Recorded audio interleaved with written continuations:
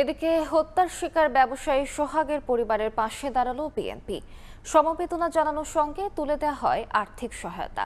বিএনপির ভারপ্রাপ্ত চেয়ারম্যান তারেক রহমানের নির্দেশে রোববার সোহাগের গ্রামের বাড়ি বরগুনার পাথরঘাটায় নিহতের স্ত্রী, সন্তান ও পরিবারের সঙ্গে দেখা করেন ভাইস চেয়ারম্যান নুরুল ইসলাম মনি। তুলে দেন আর্থিক সহায়তা। এ সময় খুনিদের দৃষ্টান্তমূলক শাস্তির আশ্বাস দেওয়া হয়। পাশাপাশি পরিবারটির পাশে থাকার ঘোষণা দেন বিএনপি নেতা।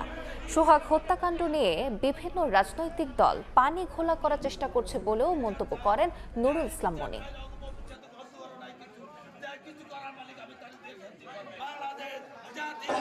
এমন ভাবে নিষ্ঠুরের মতো আমার হাজবেন্ডকে হত্যা করছে, যা মানুষ করতে পারে না।